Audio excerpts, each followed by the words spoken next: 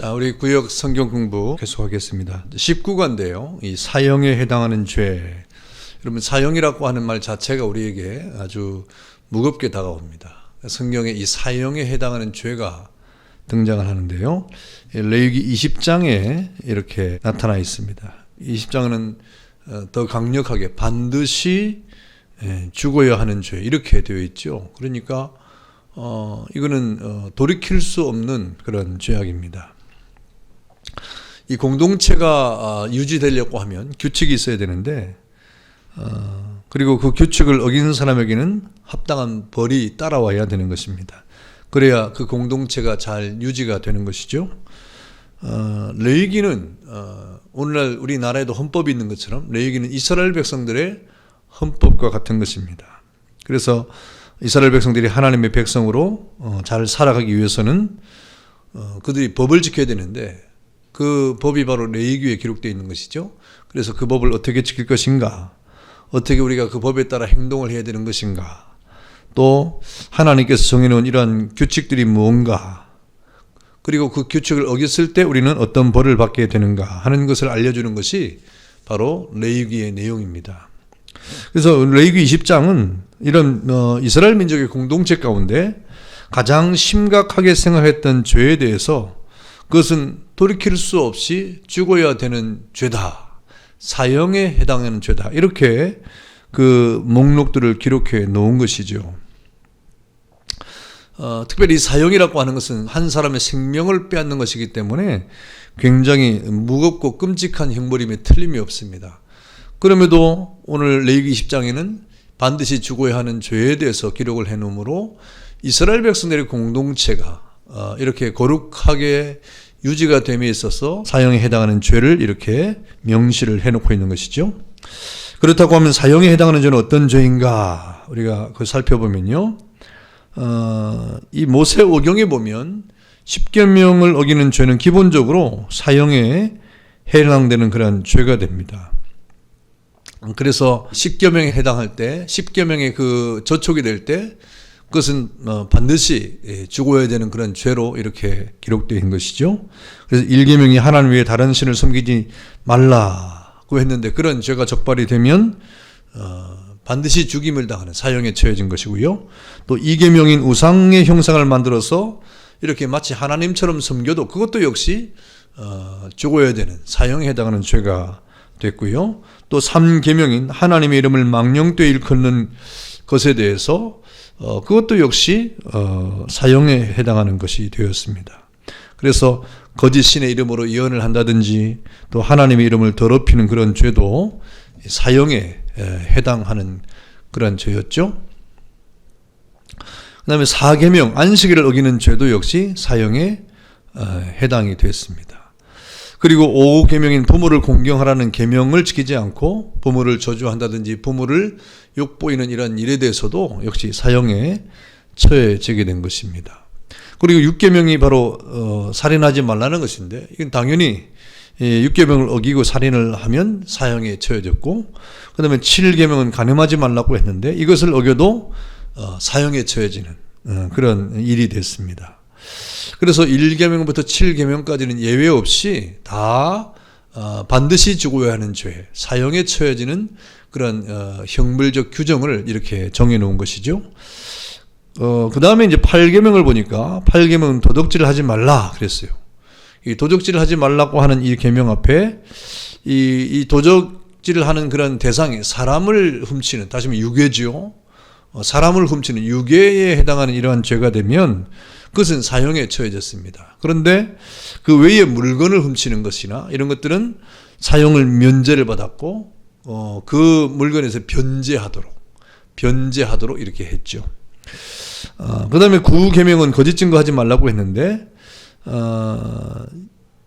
이 법정에서 위증을 하는 겁니다. 거짓 증거라고 하는 것은 위증을 통해서 이렇게 이 법정에서 상대방에게 불리한 증언을 하게 하는 것인데, 만약에 그 증언 때문에 사람이 상대방의 죽음으로 내몰렸다고 하면 그것은 사형에 처해졌습니다. 거짓 증거에 대한 위증을 했기 때문에. 그래서 이 거짓 증거라고 하는 위증은 굉장히 아주 무겁게 다뤄졌던 그런 법률입니다. 그래서 구계명도 역시 그것을 어겼을 때 사형에 처해졌고, 그 다음에 십계명은 마음속에 짓는 죄에 관한 것인데 탐심이라는 것이요, 이웃의 것을 탐하지 말라 하는 것입니다. 그것은 이 마음속에 짓는 탐심이는 우리 겉으로 드러나지 않는 우리 속에 있는 것 아닙니까?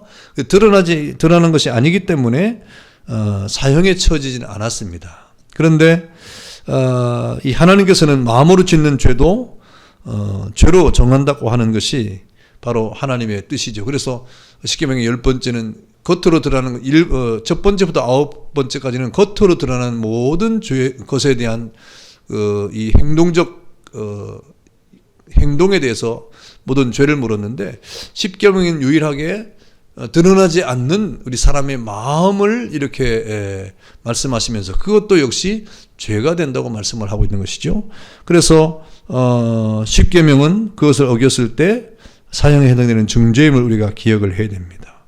그래서 탐심을 통해서 어떤 일이 벌어지는 것은 굉장히 다양한 방법으로 이 땅에 나타나는 것입니다. 예수님도 우리가 마음에 이렇게 음욕을 품은 것은 이미 간음했다 이렇게 말씀하시면서 우리 속에 있는 우리 사람 안에서 마음 먹고 있는 탐심이 얼마나 무서운 것인가 하는 것을 말씀해 준 것입니다.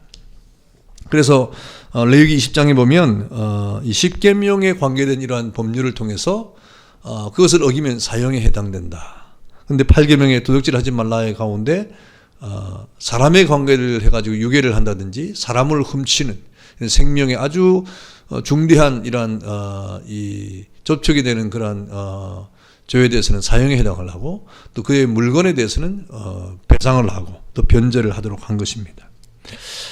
그렇다고 하면 하나님은 이스라엘 백성에게 왜 이런 법을 주었습니까? 아주 무거운 형벌이죠. 아주 이 끔찍한 이 사형에 대한, 마땅히 죽어야 되는, 반드시 죽어야 되는 이런 이 형벌에 대해서 왜 주신 것입니까? 그것은 하나님은 이스라엘 백성의 왕이 되시고 또 이스라엘 백성은 하나님의 백성이기 때문에 이러한 계명을 어길 때 사형에 처한다 그랬습니다. 특별히 1계명부터 4계명까지는 하나님과 관계된 그런 계명이잖아요. 그러니까 이 하나님과 관계된 계명을 어기는 것이 왜 저들에게 그렇게 심각한 것이 되느냐? 하나님이 이스라엘 백성과 언약을 맺었습니다. 언약을 맺을 때 나는 너희 하나님이 되고 너희는 내 백성이 된다고 하는 이 아주 중대한 그런 계약을 맺었죠. 다시 말하면 1계명부터 4계명은 이 신앙에 관한 그런 계명, 종교에 관한 계명이죠. 그런데 이게 우리가 종교적인 것에 대해서 우리가 지키지 않는다고 하는 이유 때문에 사형에 처한다고 하는 것이 부당한 것처럼 보이지만, 그러나 그렇지 않는 이유가 무엇입니까? 하나님과 이스라엘 백성의 어떤 관계 때문에 그렇습니다.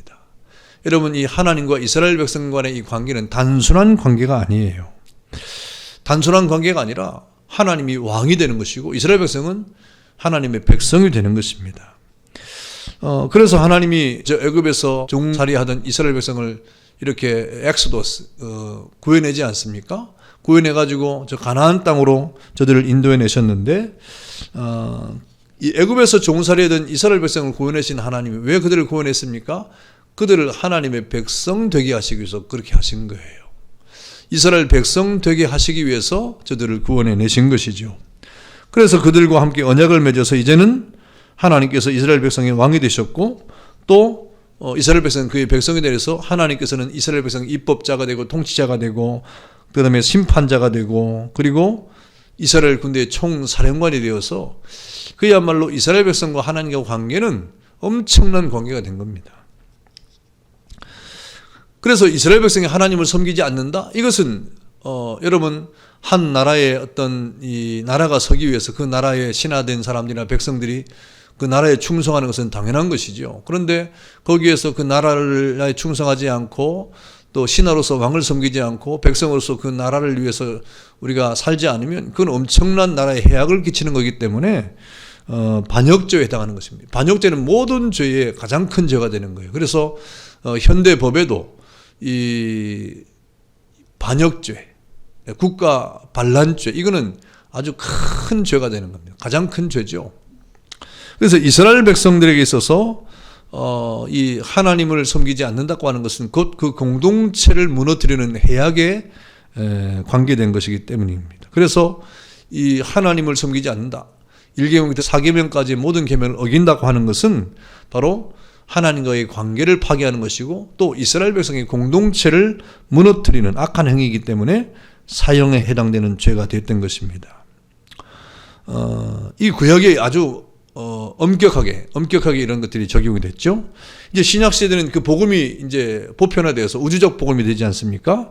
그래서 이 우주적 복음이 전파되는 이 시대에는 이러한 어떤 1계명부터 4계명까지의 이 계명이 약화된 건 아니에요. 지금도 아주 강력하게 우리에게 지금 적용되고 있는 것입니다. 하나님 외에는 다른 신을 섬길 수가 없고 또 우리가 우상을 섬기서는 안 되고 하나님 이름을 망령되 일컬으면 안 되고 또 안식일을 기억해서 거룩히 지키는 것은 마땅한 그런 일이죠. 그런데 이게 신약시대에 와서 보편적 우주적 복음이 될 때는 이것이 모든 나라에 이게 적용이 되기 때문에 이런 종교적 이유 때문에 하나님께서 이스라엘 백성들처럼 사형에 처하게 하지는 않습니다. 하지만 이 구약은 이스라엘 백성 그 자체의 공동체이기 때문에 공동체의 존재 자체의 기반을 흔드는 종교적 반역죄는 사형에 해당된 것이고요. 그래서 이 마땅히 죽어야 되는 그런 죄에 이렇게 해당이 된 것입니다.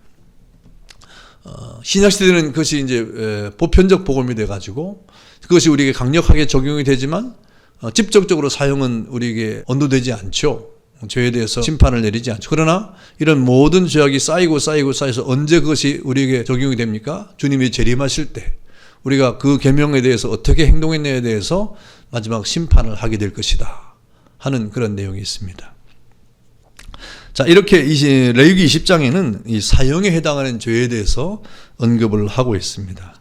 그래서 이제 이번 주에는 이러한 사형에 해당되는 죄가 무엇이 있는가? 10계명이죠. 그리고 1계명부터 4계명까지는 하나님과의 관계에서 우리가 그 죄를 이렇게 적용하고 있는데 하나님이 이스라엘 백성에 이런 법을 주신 것은 바로 하나님과 이스라엘 백성과의 관계성 때문이다 하는 사실입니다. 이제 다음 주에는 이제 5계명부터 10계명까지의 죄가 왜 사형에 해당하는가를 우리가 또 공부를 하도록 하겠습니다. 자, 내용 연구 보겠습니다. 1번, 10계명 중에 사형에 처하기도 하고 변제를 할 수 있도록 하는 계명이 몇 계명인가? 몇 계명이죠? 1, 2, 7, 8계명 가운데 8계명이죠. 4번. 자, 그 다음에 아닙니다. 10계명 중에 마음속으로 짓는 죄이기 때문에 그것이 밖으로 드러나서 사형에 처해지지 않지만 마음으로 짓는 죄도 죄로 정하는 것임을 알려주는 계명은 몇 계명인가 그랬습니다. 10계명 가운데 다 겉으로 드러나는 행위에 대한 것에 대해서 이렇게 우리가 죄를 규정하지만 10계명 가운데 한 가지는 드러나지 않는 마음에 있는 그런 죄를 이렇게 말씀하신 것이죠. 그것이 몇 계명이냐 이 말입니다. 3, 5, 6, 10 가운데 4번 10계명이죠.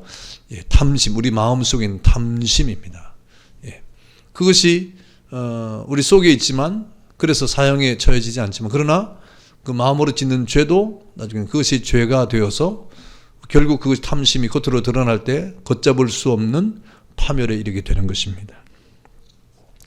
자, 3번 보겠습니다.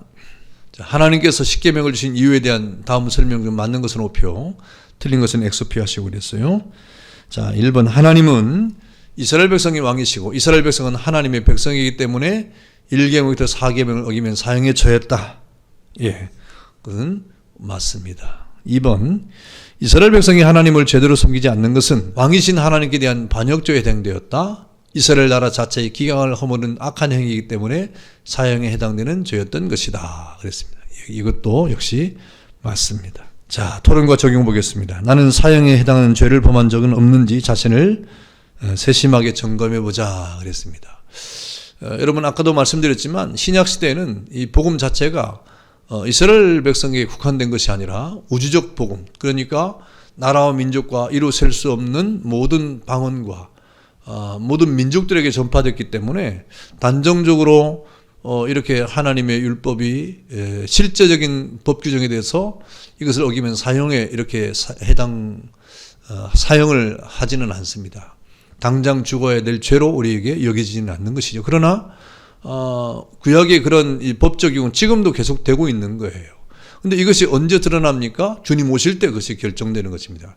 주님 오실 때 그것이 드러나게 되는 것이죠. 그래서 우리가 지금 당장 우리가 이런 법에 대한 저촉을 받음으로 사형에 해당되거나 하나님의 징계 앞에 놓이거나 그러지는 않은 것 같으나 그런 것들이 지금 계속 데이터가 쌓여간다는 거죠. 그래서 주님 오실 그날의 심판대 앞에서 모든 것을 결산할 때가 있다. 그러니까 지금 당장 이런 법의 저촉을 받지 않는다고 하는 이유 때문에 우리가 간과해서는 안 되는 것이고, 지금도 우리가 구약의 이스라엘 백성들이 그 계명을 아주 중대하게 생각했던 것처럼 신약을 살아가는 우리 성도들도 우리가 그 하나님의 이 말씀을 아주 중요하게 생각해야 됩니다. 그래서 그런 사형에 해당하는 죄에 대한 그런 이 범법을 하는 일이 없도록 늘 조심하고 또 깨어서 기도하는 그런 은혜가 있기를 바랍니다. 감사합니다. 기도하겠습니다. 자비하신 아버지 하나님 감사합니다. 반드시 죽어야 하는 죄, 사형이라고 하는 무거운 주제입니다.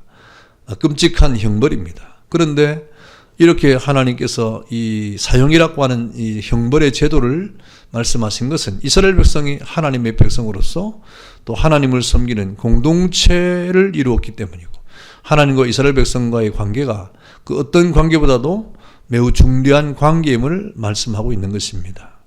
자비하신 아버지 하나님, 그래서 이러한 법을 지킴으로 하나님 앞에 거룩한 백성임을 이렇게 드러내는 것인데, 이 신약세를 살아가는 우리 모든 주님의 자녀들도 이러한 법에 대한 분명한 의식을 깨닫고 하나님 장차 오실 주님 앞에 잘했다 칭찬받는 하나님의 백성으로 이 땅을 살아가도록 은혜를 더하여 주옵소서. 감사하고 예수님의 이름으로 기도하옵나이다. 아멘. 감사합니다.